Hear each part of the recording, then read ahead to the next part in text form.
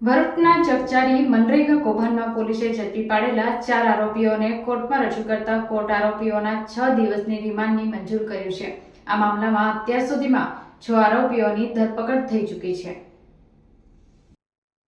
ભરૂચમાં બહાર આવેલા ચમચારી મનરેગા કૌભાંડમાં ભરૂચ પોલીસની સ્પેશિયલ ઇન્વેસ્ટિગેશન ટીમ કોંગ્રેસના નેતા હીરા જોટવા, તેના પુત્ર દિગ્વિજયસિંહ જોટવા અને હાસોડ તાલુકા પંચાયતના ઓપરેટર રાજેશ ટેલરની ધરપકડ કર્યા બાદ વધુ 3 આરોપીની ધરપકડ કરી હતી। ભરૂચ પોલીસ મનરેગા યોજના હેઠળ કામ કરનાર જલારામ અને મુરલીધર એજન્સીના પ્રોપરાઇટર અને વચેટિયાના ધરપકડ કરી હતી। જલારામ એન્ટરપ્રાઇઝના પિયુષ ઉકાણી, મુરલીધર એન્ટરપ્રાઇઝના જોધા સભાડ અને ભરૂચમાં આ 2 એજન્સીના કામ કરનાર સરમાન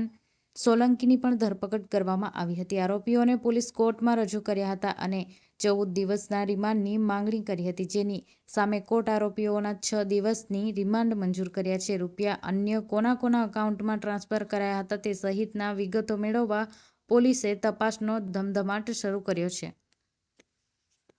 જી ભરૂચ જિલ્લામાં મનરેગા યોજના હેઠળ જુદા જુદા ગામોમાં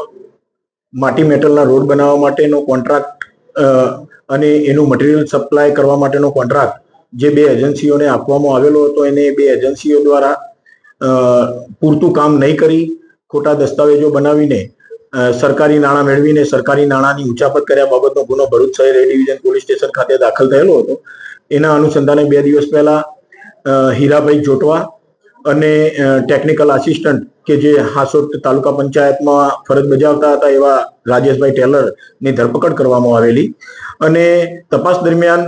આ જે 2 બોગસ પોતાના મળતિયાઓના નામે 2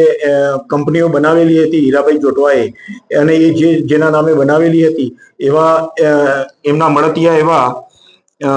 જોધાભાઈ સબાડ અને પિયુષભાઈ નુકાણી તથા આમાં સંડોવાયેલા હીરાભાઈના પુત્ર દિગ્વિજય જોટવા અને એમનો બીજો એક મળતિયો કે જેનું નામ છે સરમણ સોલંકી, એ 4 વ્યક્તિઓની ગુનાના કામે ધરપકડ કરવામાં આવેલી છે આજે, અને નામદાર કોર્ટમાં રજૂ કરી એમના આવતી 3 જુલાઈ સુધીના રિમાન્ડ મેળવી વધુ તપાસ હાથ ધરવામાં આવેલી છે।